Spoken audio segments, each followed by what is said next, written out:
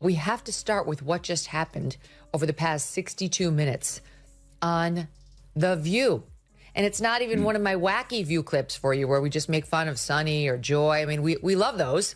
But this is like legit Joe Biden, who's on, well, you guys will tell me what he's doing here. And I'll tell you what Mark Halperin says. He's on some sort of a rehabilitation tour. Well, okay.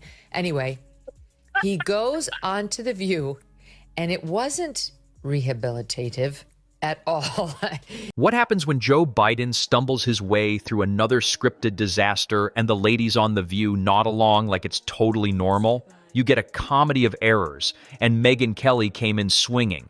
She didn't just criticize, she scorched the earth. Strap in, because this takedown hits everything from Biden's verbal fumbles to Joy Bihar's glazed-over expressions. It's the political roast you didn't ask for, but absolutely deserve. And wait till you hear who she went after first. I've noticed that Trump can't stop talking about you. He's obsessed with you.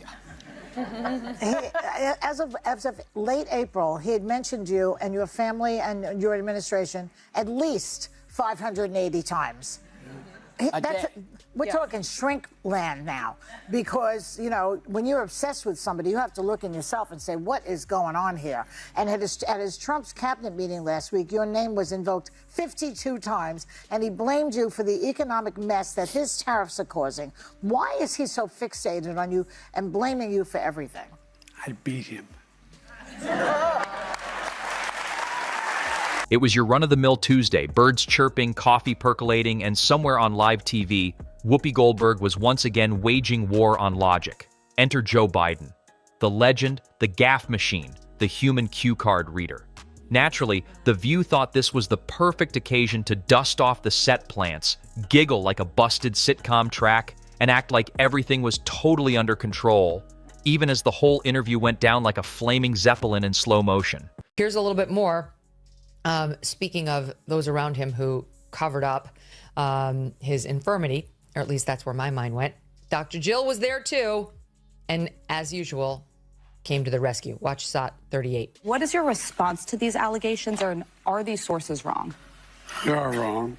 There's nothing to sustain that, number one. Number two, you know, think This of is about the books. What we're left with. We're left with a circumstance where we had an insurrection when I started.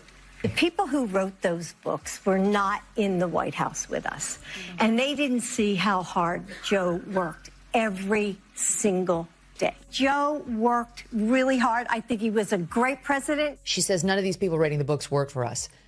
Well, one of the first to have his book hit interviewed Ron Klain, who was Joe Biden's chief of staff for almost all of his presidency. And he went on the record saying that Biden thought he was president of NATO. Where was that follow-up, ladies of The View? I must have missed it. Picture the scene.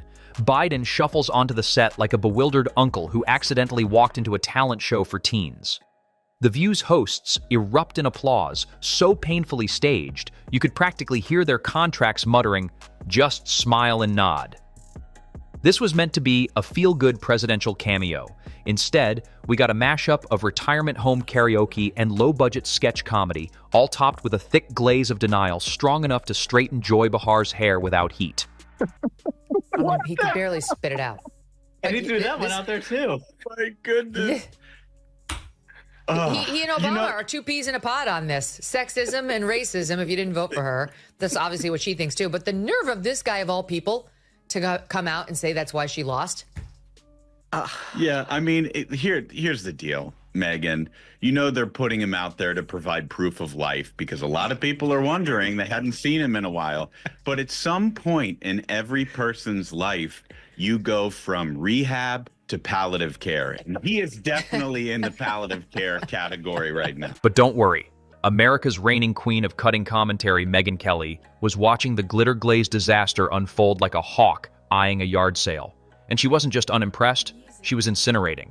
With the calm fury of someone who's seen one too many TikTok therapists and soggy morning talk shows, Megyn lit into the episode like it owed her rent. She didn't just critique, she demolished. The set? Toast, the teleprompter, ashes, the cue cards, salted ground, no survivors. Oh, they asked him about that. They asked him about that moment. Watch this, SOT 36. When the vice president was here, I asked her if she would have done something differently than your administration over the past 4 years. And because of all the successes that your administration had, I think her response was, there is not a thing that comes to mind. Now, that answer was weaponized against her.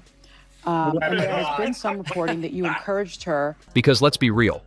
Watching The View try to guide a Joe Biden appearance is like handing the Olympic torch to a pack of sleep-deprived raccoons and hoping for the best. The bar isn't just low, it's in the Earth's core. And somehow, they still manage to stumble over it. Every awkward giggle, every exaggerated nod, every cushy, pre-chewed question flung at Biden like a feather pillow in a hurricane. It all reeks of desperation disguised as daytime sparkle. Hello? Did that clear it up for you? I mean, you have clarity on it now? That gerbil is having a hard time spinning the wheel. That is about as torturous as I've ever seen. It's torturous, and on Sunny's part too. There, like yes. She is trying to hand this off to Biden, and hopefully he can take it from there, right? Like okay, she wants to straight face tell us that what the question was, like, what sort of wins would you have changed? Like that's an actual question you would ask a person. It doesn't make any logical sense. She didn't just roast it, she slow cooked it in scorn, basted it with logic, and plated it with a side of, how is this show still on air? Megyn Kelly didn't need cue cards or a glam squad. She showed up with facts, functioning logic, and the grace of someone who's been saving receipts. Watching her dismantle The View's Biden love fest was like watching someone ace a calculus test in a room full of people chewing on crayons. She tore through the forced applause, the toddler tear softballs, and the glitter-coated gaslighting with surgical precision. While The View tried to pass off Biden's guest spot as a win, Kelly called it what it was: political puppetry propped up by the same crew who think emotional intelligence means ignoring reality. And as the studio tried to paint over the flames, Megyn stood her ground, seated, yes, but morally towering over a sea of caffeinated delusion. Yeah. What the hell was he talking about, by the way? He was like, I've never seen such an effective, like, misogynistic campaign. What the hell?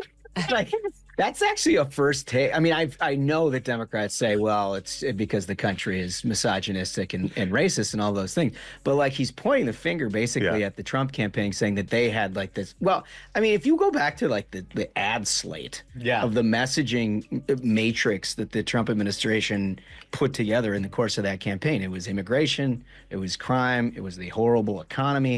I mean, none of these things are gender specific. Here's the truth. The View didn't interview Joe Biden. They babysat him. They spoon-fed him soft, sanitized questions, designed to be less offensive than hotel oatmeal, and cheered when he somehow managed to finish a sentence without invoking his old buddy, Corn Pop. It was a celebration of mediocrity so loud that even the ghost of Walter Cronkite would have filed a noise complaint.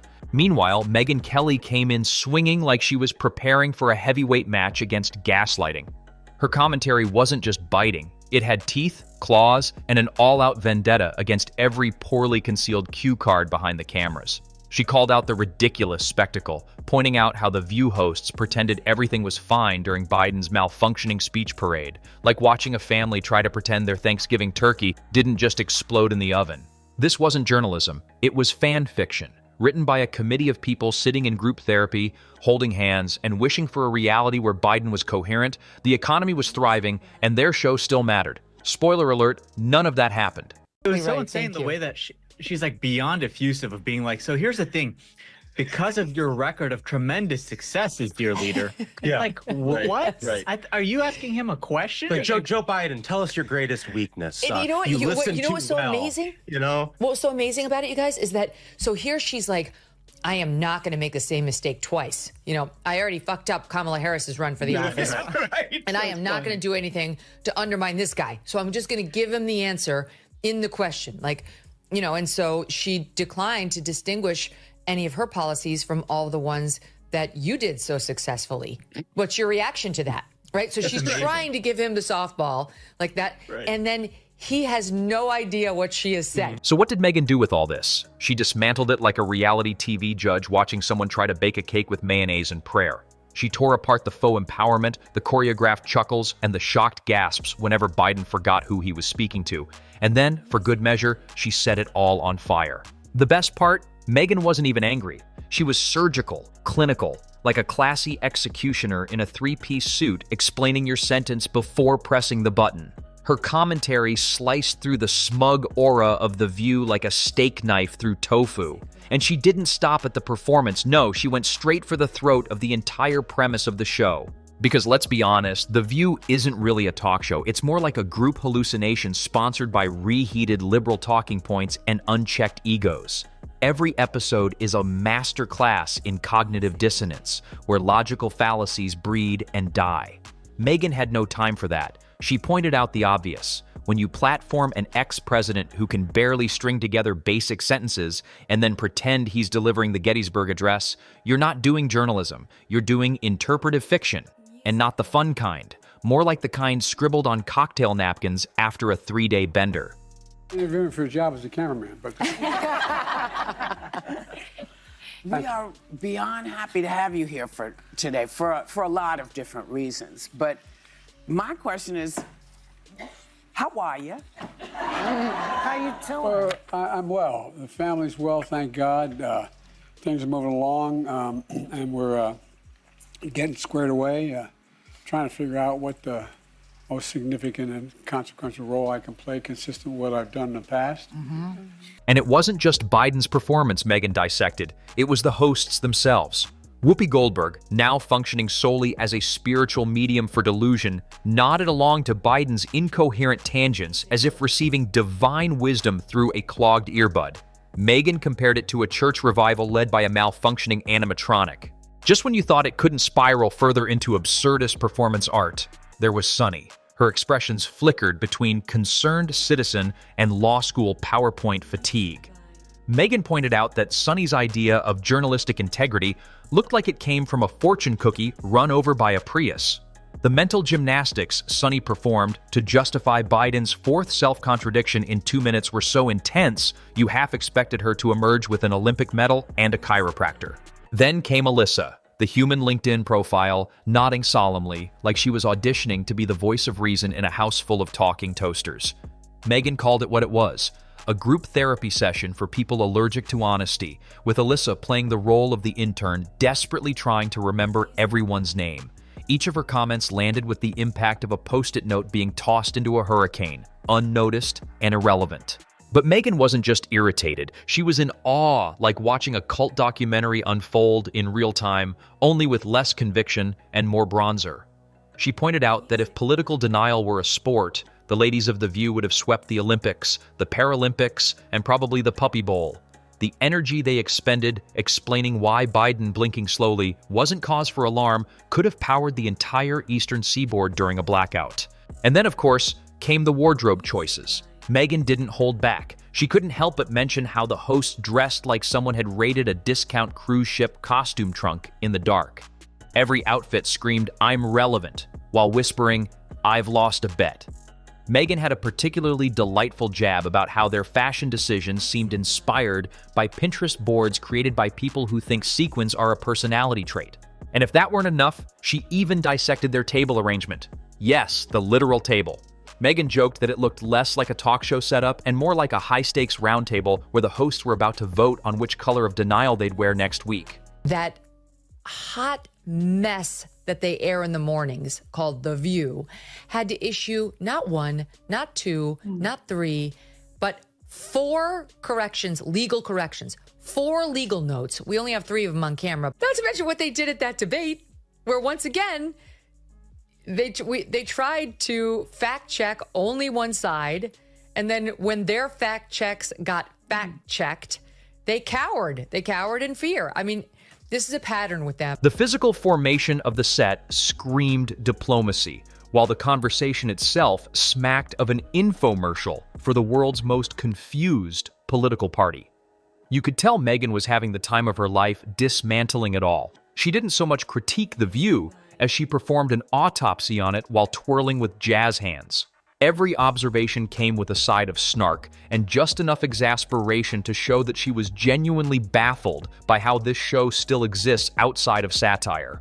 And just when you thought she was done, Megyn cranked the sarcasm dial to 11 and reached into the very soul of absurdity. She took aim at the alternate dimension where The View resides, a place where applause lines are written before the conversation even begins, and facts are only accepted if they've been bathed in emotional outrage and sealed with a tear from Joy Behar. It's a realm where being loud is the same as being right, and critical thinking gets checked at the door along with common sense and shame. Megyn, ever the connoisseur of chaos, dissected the entire setup like it was a poorly written soap opera masquerading as journalism. She pointed out how The View has mastered the art of building echo chambers so airtight they could survive re-entry from space. On The View, dissent isn't just discouraged, it's treated like an act of terrorism. And then you get this little lecture from, forgive me, those bitches over at The View. I'm a Christian girl. When something like this happens to you, like this assassination attempt, and you say something like God was watching me, that is a very unchristian thing to say because it's very narcissistic. Well, God was watching me and not watching them. There's something very disturbing. God should have pulled the plug on that mic yesterday. That's obnoxious. I don't know what church she goes to. That is how people of faith talk, and the intimation is never, he was looking out for me, but not those monsters. Try suggesting nuance or asking a tough question on The View, and you'll be excommunicated faster than you can say, teleprompter malfunction. Megyn Kelly likened the panel to a team of backup dancers auditioning for relevance. Their choreography? Synchronized outrage and jazz hands of judgment. Their soundtrack? A loop of buzzwords and virtue signaling, all performed over the faint hum of self-congratulation. It's not a show, it's an interpretive dance about feelings masquerading as analysis. In Megyn's world, watching The View try to tackle real political issues is like watching a group of toddlers try to defuse a bomb with finger paint and glitter. Explosive, confusing, and guaranteed to make you question your faith in humanity. But the genius of Megyn's takedown wasn't just in the critique. It was in the surgical precision with which she dismantled their entire charade, all while keeping a straight face and a raised eyebrow that could slice through steel. Because at the end of the day, what Megyn Kelly really exposed wasn't just the train wreck of a presidential appearance. It was the slow-motion car crash that is The View itself. A place where common sense goes to die, where complexity is flattened into slogans, and where every opinion is measured not by its merit, but by the decibel level of applause it receives. And Megyn, she didn't just light a match, she brought the flamethrower. She's not coming to the pity party. She's already RSVP'd with a flamethrower and a checklist of every contradiction they tried to gloss over. In the aftermath, fans of The View clung to their pearls, shocked that someone would dare criticize their cackling coven. But the rest of us, we laughed. We laughed because someone finally said what we've all been thinking. The View is less a television show and more a support group for people who think Googling once makes them experts. Megyn Kelly, patron saint of zero tolerance for nonsense, didn't just torch The View. She power washed it, sandblasted the glitter, and painted over it with a big neon sign that reads, "Try harder." So next time Biden shuffles onto a talk show set, looking like he mistook it for a deli counter, and the hosts of The View break out into synchronized praise dancing, remember one thing. Somewhere out there, Megyn Kelly is sharpening her wit and preparing the next verbal eulogy for whatever remains of their credibility. And honestly, we're all better for it.